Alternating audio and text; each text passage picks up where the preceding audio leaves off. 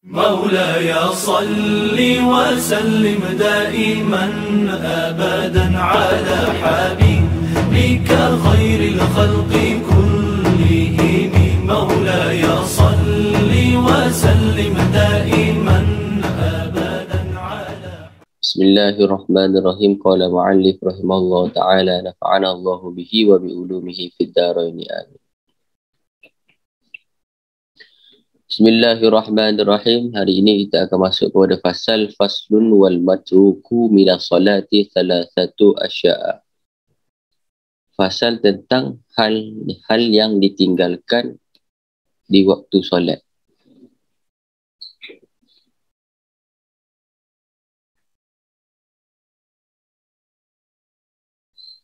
Wal matruku minas salati thalathatu asya'a. Perkara yang ditinggalkan dalam solat tu ada 3 perkara. Yang pertama fardu. Wa yusamma birrukni aidan. Fardu juga disebut dengan rukun.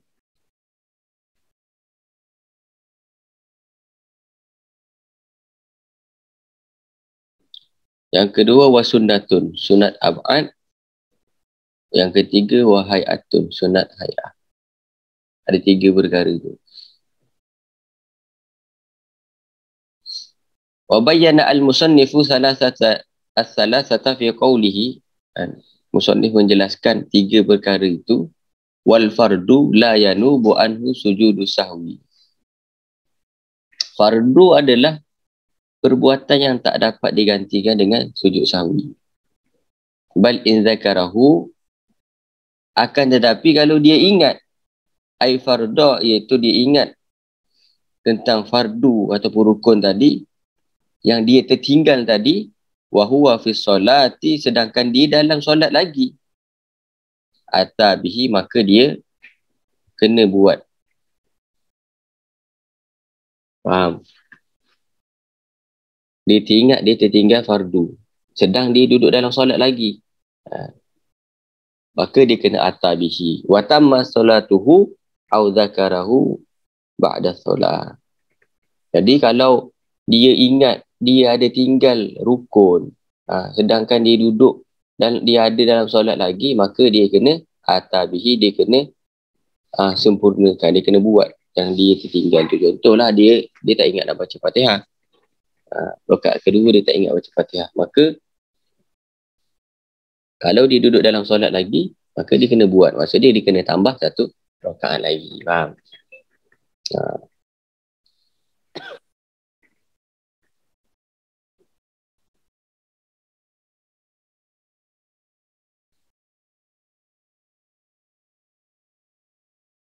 Au zakarahu ba'da salam, ataupun dia ingat dia tertinggal rukun tadi tu selepas salam. Wazamanu qaribun atabihi. Kalau dia teringat dah habis semayang, macam mana? Pernah tak semayang, lepas tu teringat baru 3. Pernah? Ada yang pernah? Semayang fardu, semayang zuhur, dah salam, lepas tu kawan cakap, kau kena tambah dah 1. Kau datang lambat, kau tertinggal 1. Pernah? Ada yang pernah?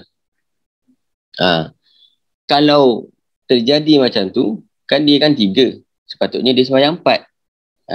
Zuhur. Dia ingat selepas dia salam. Wazamanu qaribun. Kalau zaman itu, waktu dia sedar tu, ataupun waktu ada orang tegur dia tu, masih sekejap. Maksudnya sekejap. Dah salam, tambah 1 lagi. Dia tu naik. Boleh. Tapi kalau dia dah buka phone, scroll IG, semayang 3 tadi. Tak boleh. Dia kena semayang balik. Faham? Kalau yang macam tu, ma baqiya minas solah wa bana alaihi ma baqiya minas solah.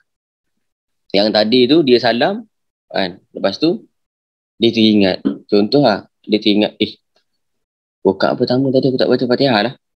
Lepas tu dia naik balik.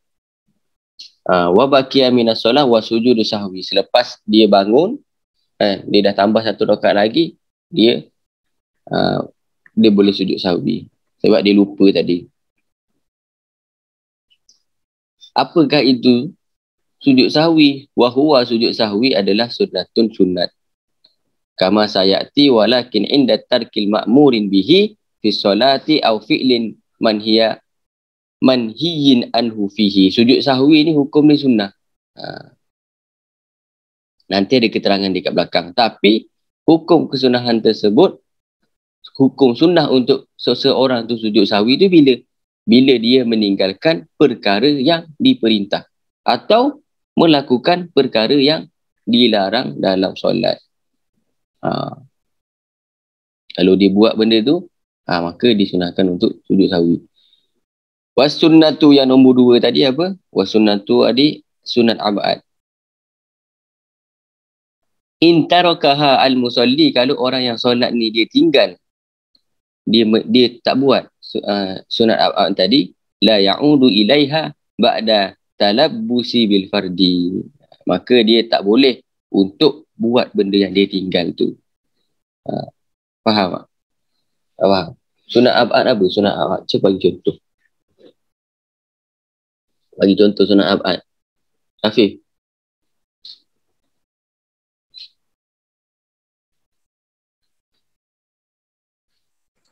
Baca surah.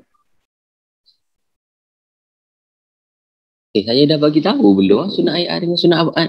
Dah bagi dah. Baca surah tu saya rasa sunat ayat.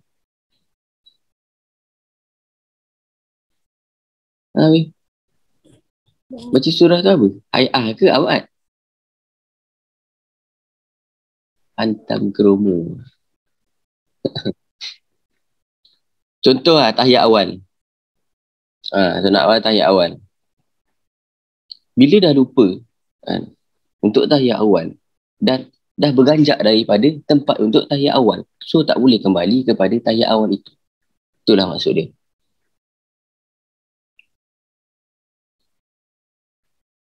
Dia bagi contoh, faman taraka at-tasyahhudul awwal masalan fa dzakarahu ba'da al-i'tidalihi mustawilan la ya'udu ilaiha. Dah duduk ni, patutnya duduk tahiyat awal. Tetapi dia tak ingat, dia berdiri. Dan dia ingat, ni kena tahiyat awal. So dia duduk balik. Dia tak boleh. Inilah yang dinamakan sunat abad. Apabila ditinggalkan, maka dia tidak boleh untuk kembali melakukan perkara itu.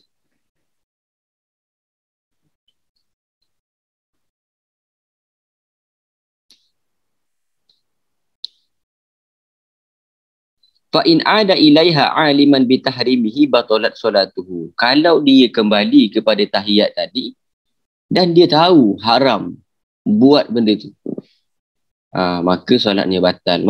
Kena sebab apa? Sebab dia akan terjadi menambah rukun. Faham tak? Ya. Au nasian annahu fi solati.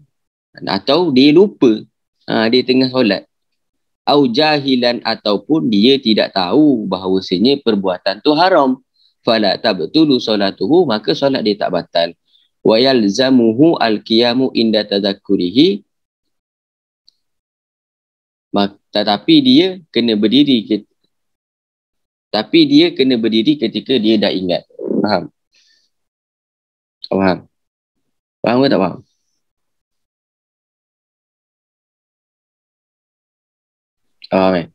Okey. Kalau sunat abad contoh tahiyat tadi, dia tak tahu kan. Sunat abad tadi dia tak tahu kan, ataupun dia lupa. Dia buat benda tu. Maka dia meninggalkan sunat abad tu dalam keadaan lupa, maka taklah membatalkan sembahyang dia. Contoh tahiyat awal tadi kan. Dia lupa untuk tahiyat awal. Dia bangun. Dia berdiri je. Maka tidaklah menyebabkan solat dia itu batal. Ataupun dia tidak tahu. Yang tadi itu dia tak tahu. Au jahilan, ataupun dia tidak tahu keharaman kalau seandainya saya bangun, saya patah balik tu haram. Dia tak tahu, maka tak batal. Kalau dia tahu, batal lah solat dia.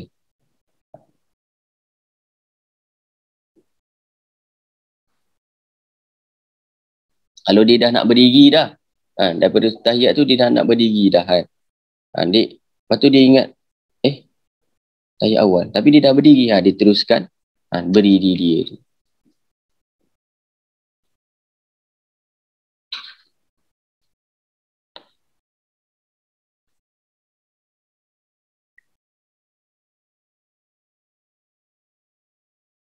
Wa in kana ma'muman ada wujuban limutaba'ati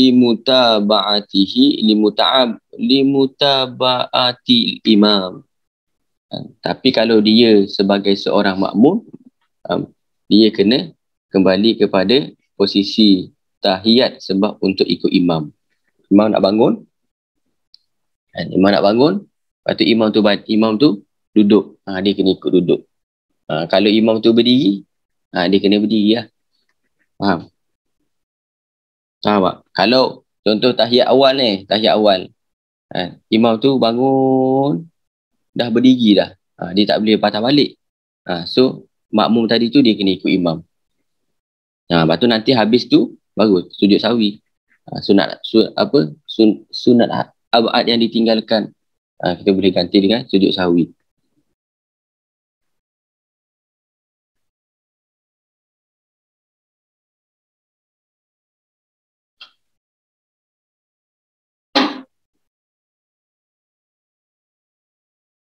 Wa arada al-musannif bisunnati huna ab'ad ada tis'ah. Dekat sini musannif mengatakan dia beri kepada kita ada 6 perkara sunat ab'ad. Jadi sunat ab'ad menurut musannif dekat sini dibagi 6. Apakah itu? Jangan salah ya weh. Oh ya, yang pertama at-tasyahud awal, tahiyat awal. Ini pertama. Tinggal tahiyat awal. Tak baca. Kemudian wa qu'uduhu, duduk tahiyat awal. Yang ketiga wal kunutu fi subuh wa fi akhiril witri fi nisfin tsani min Ramadan. Yang ketiga kunut dalam solat subuh dan akhir solat witir pada separuh bulan di akhir bulan Ramadan. Solat subuh ataupun malam ke-16. Yang keempat wal qiyamu lil kunut, berdiri untuk kunut. Berdiri untuk kunut tu pun sunat abad.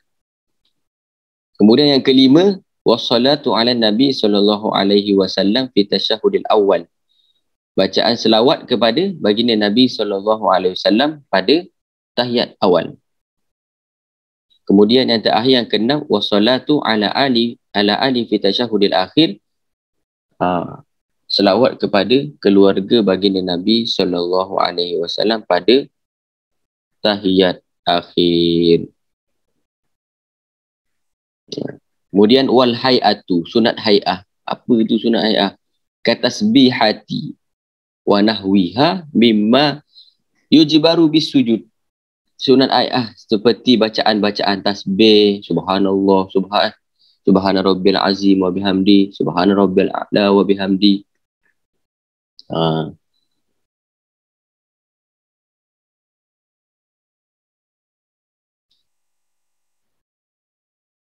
Mimma la yu'baru bis sujud. Sunat ayat itu adalah seperti bacaan-bacaan tasbih dari kesunahan-kesunahan yang tak diganti dengan sujud sahwi. Maka selepas meninggalkannya, contoh meninggalkan bacaan subhana rabbil azim wa bihamdi, maka musolli tak boleh kembali untuk melakukannya. Maksudnya kalau dah tak baca, tak baca lah.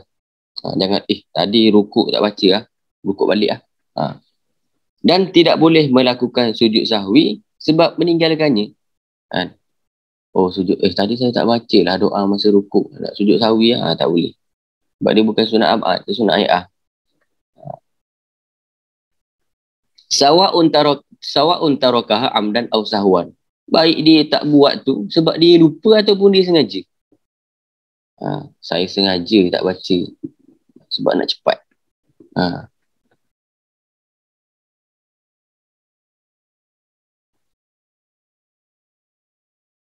Faham? Ha. Wa idza syakka al-musalli fi adadi ma ata bihi min ar-raka'at kaman syakka hal shalla thalathan aw arba'an bana 'ala al-yakin wa huwa al-aqall ka thalathati fi hadzal misal wa ata bi rak'atin wa sujud wa sajada li sahwi. Ni ada contoh. Kalau seseorang tu dia ni ragu, dia syak, wa idza syakka al-musalli, dia syak dalam jumlah rakaat yang dia lakukan. Apakah saya dah solat 3 ke 4? Maka wajib bagi dia untuk menentukan rakaat yang dia yakin. Apakah rakaat yang dia yakin tu? Iaitu jumlah yang terkecil. Wahwa al-aqal tu maksud dia, jumlah yang dia yakin tu adalah jumlah yang sikit. 4 ke 3? 3 lah yang dia yakin 3. Yang dia ragu tu 4. Yang dia yakin tu 3. 3 ke 4 So yang yakin tu yang berapa? Yang 3 kan? Awak ragu tu yang keempat. Dah 4 ke? Dah 4 ke belum 4? Kalau 3 tu memang confirm. Yakin dah dah 3.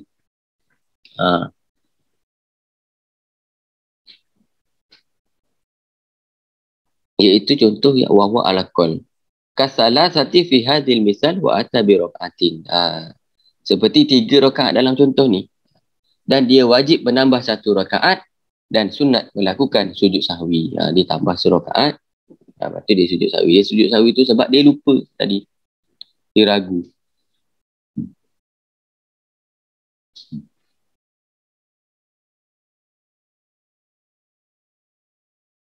Wala yanfa'uhu ghalabatu dhanni annahu shalla arba'an wala ya'mal bi qawli ghairihi lahu annahu shalla arba'an walau balagha dhalikal qail adalah tawattur. Dugaan zon yang kuat bahawa dia dah melakukan 4 rakaat tak boleh dijadikan pegangan. Contoh, dia ragu 3 ke 4. 4 confirm 4. Tu tak boleh dijadikan pegangan.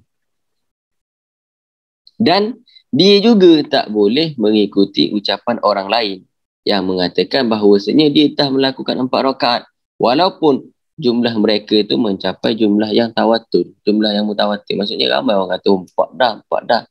Dia tak boleh. Dia kena sendiri punya yakin. Dia tak boleh orang bagi tahu.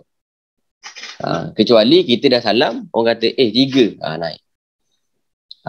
Tapi kalau dia tengah duduk lama kan, lepas tu member-member dia kat sebelah tu kata 4 dah, salam lah 4 dah. Tak boleh. Dia kena dia betul-betul yakin 4. 3. Faham? Dia kena memang dia betul-betul yakin sebab benda tu dia tengah buat. Wa sujudu sahwi sunnatun. Hukum sujud sahwi ini sunnah kama sabaqa, seperti mana yang dah dijelaskan. Wa mahalluhu qabla salam. Tempat sujud sahwi ni dekat mana? Qabla salam, sebelum memberi salam. Fa in sallama al-musalli 'amidan aliman bis sahwi aw nasiyan wa tala al-faslu urfan fata mahalluhu. Kalau seseorang musalli ni orang yang solat. Kalau orang yang solat tu dia disalam dengan sengaja dan dia tahu bahawa dia dianjurkan untuk disunatkan untuk melakukan sujud sahwi ataupun dia lupa dan masanya dah lama secara uruf, maka kesunahan untuk melakukan sujud sahwi itu hilang. Contoh, dia tahu saya kejap lagi disunahkan untuk sujud sahwi ni. Lepas tu dia bagi salam. Kalau waktu dia tu dia salam kan, saya tak sujud sahwi lagi dia boleh sujud sahwi kejap. Tapi kalau dia dah salam, lepas tu dia dah scroll WhatsApp, tu dah lama. Faham?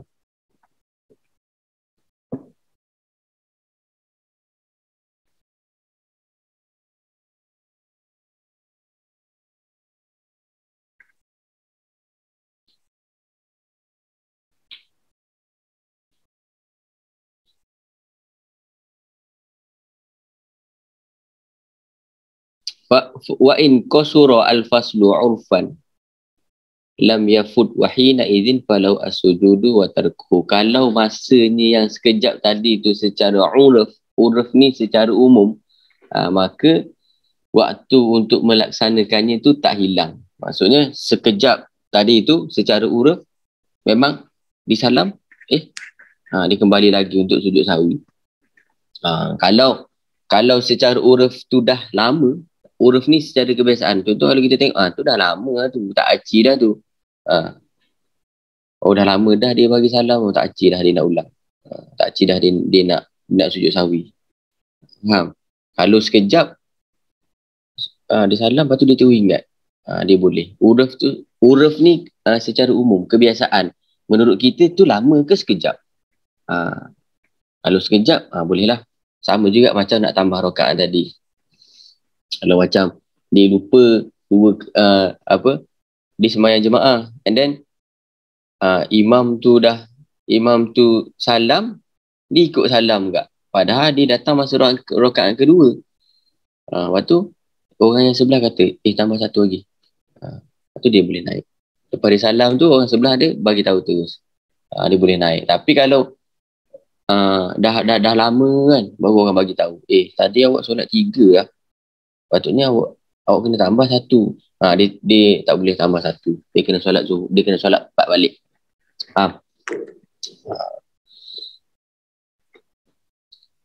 Ada yang nak tanya? Tak ada. Mau?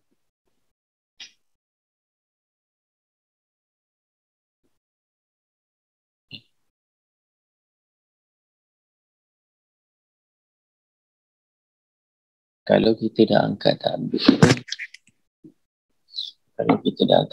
3 kali, tapi kita was-was atau solat kita terganggu, kemudian untuk angkat takbir kali keempat itu, untuk solat takbiratul ihram. Takbiratul ihram angguk. Ragu masa takbiratul ihram. Pernah jumpa orang yang Allah.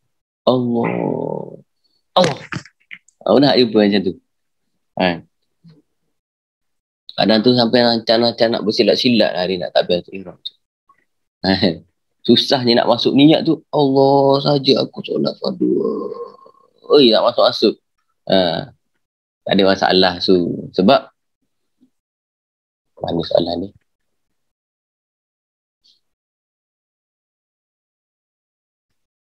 Soalan ni kemudian untuk angkat takbir yang keempat untuk solat, perlu ke kita ambil wuduk semula? Kita kena tahu bahawa sini ambil wuduk ini adalah untuk mengangkat hadas. Kalau kita tidak hadas, kita tak perlu untuk wuduk. Dan boleh untuk wuduk selain mengangkat hadas adalah tajdidul wuduk. Tajdidul wuduk ni memperbaharui wuduk ni dan satu amalan sunnah. Tapi kalau tengok dalam soalan ni, dah angkat 3 kali tapi was-was ataupun solat kita terganggu, untuk angkat kali keempat perlu ke ambil wuduk? Tak perlu. Kecuali ketika angkat yang ketiga, Allah, dia kentut. Yang untuk kali keempat tu, dia perlu wuduk. Dia tak perlu lah. Maksudnya kalau untuk wuduk, jawapan untuk wuduk semula tu, apakah dia melakukan perkara yang membatalkan wuduk ataupun tak? Kalau tak perlu. Tetapi kadang-kadang tu dia ambil wuduk tu bukan untuk mengangkat hadas. Dia ambil untuk tajdidul wuduk sebab nak biar hilang setan yang kacau was-was dia tu. Tu. Jadi bukanlah satu kewajipan untuk dia solat, dia ambil wuduk. Tetapi orang-orang yang kena penyakit was-was ni, na'udzubillah min zalik, minta lindung daripada kita. Dia ambil wuduk tu sebab nak hilangkan ragu dia tu. Jadi dia bukan ambil untuk angkat hadas, untuk tajdidul wuduk. Sebab setan duk kacau dia. Saya ada pengalaman tengok orang yang saya kesian lah. Dia terlalu ragu. Sampaikan kalau dia ambil wuduk tu, basah habis baju dia. Tak boleh. Belum takbir lagi tu. Sampai ke budak-budak dia ambil dekat kolah. Masuklah dia dalam kolah tu.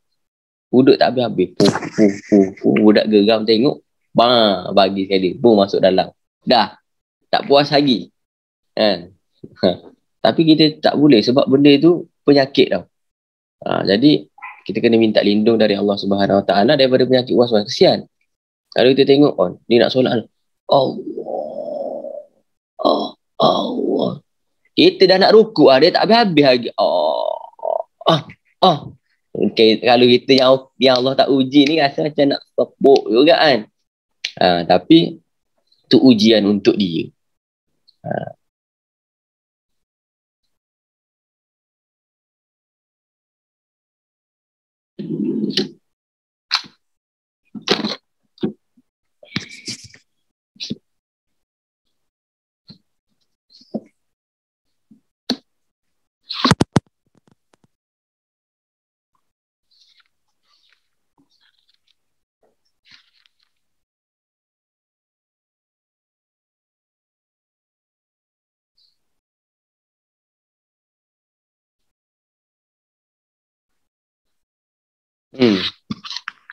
Dalam surat An-Nas Allah ada bagi tahu Qul a'udzu birabbin nas malikin nas ilahin nas min syarril waswasil khannas. Memang ada setan yang perangai dia ni bagi was-was. Sebab tu Allah suruh kita minta lindung. Qul a'udzu birabbin nas malikin nas ilahin nas min syarril waswas. Betul tak ayat dia? Ra'udzubillah min syarril waswasil khannas. Minta lindung dari Allah Subhanahu Wa Taala daripada setan yang tiup kepada kita ni untuk jadi ragu dalam semua hal. Bilangan rakaat jadi ragu. Takbir pun nak Allah. Tapi memang betul saya tengok memang kesian. Sampai satu tahap dia tu nak jalan tu memang susah lah. Contoh daripada meja nak pergi kat meja butu ni dia akan pusing. Lepas tu dia akan tengok bawah, dia akan lompat-lompat sikit. Dia rasa benda kat situ tu ada najis. Memang terseksa lah tengok kehidupan dia. Dia nak jalan macam tu. Jadi kita minta lindung dari Allah Subhanahu Wa Taala daripada sifat ragu ni. Nabi kata dak ma yaribuka ila ma la yaribuka. Tinggalkan apa yang kamu ragu, buat apa yang kamu yakin. Tinggal bila ragu tu buang. Kalau siapa lah, saya tak tahu kat sini maybe ada sifat ragu tu, cuba usaha buang. Bila dia nak datang Allah, buang terus. Allah Akbar. Cuba dia kena latih dan doa. Ragu ni payah, dia penyakit. Kadang tu ragu nak accept ke tak. Kita orang dua. Kadang tu tak nak. Dia faham tak? Dia macam dia ragu, setan datang kacau dia. So benda tu benda baik kan. Solat tu benda baik dan setan tahu kalau dia solat ni banyak pahala dia. So dia datang. Diragukan orang tu tentang apa yang datang kepada dia. Kadang tu benda yang datang kepada dia tu benda yang baik. Cuma setan tahu, setan datangkan ragu dalam diri dia. Sampai kan nak wuduk ni bukan 3 kali. Habis basah baju. Belum lagi kalau keluar daripada bilik air. Keluar daripada bilik air habis lah. Sarung semua basah. Seluar semua basah. Sebab dia ragu. Jadi kita minta lindung daripada Allah Subhanahu Wa Taala daripada setan jin yang tiupkan kita ragu. Nak buat benda kena confident. Tak payah ragu. Nak solat ke, nak kerja ke, nak isi orang ke, confident. Jangan ragu. Nak terima risikan orang ke, confident. Faham? Dah tak ada soalan? Maulaya salli wa sallim daiman abada ala habibika khairil khalqi kullihim هو الحبيب الذي ترجى شفاعته لكل حول من الأحوال مقتحم يا ربي بالمصطفى بلغ مقاصدنا اغفر لنا ما مضى يا واسع الكرم يا أرحم الراحمين يا أرحم الراحمين يا أرحم الراحمين فرج على المسلمين. بسم الله الرحمن الرحيم يا ربنا اعترفنا بأننا اقترفنا وأننا أسرفنا على لظى أسرفنا فتب علينا توبة تغسل كل توبة واستر لنا الأورات وآمن الروعات يا ربنا اعترفنا بأننا اقترفنا وأننا أسرفنا على لظى أسرفنا واغفر لوالدينا ربي ومولودينا والآل والإخوان وسائر الخلال يا ربنا اعترفنا بأننا اقترفنا وأننا أسرفنا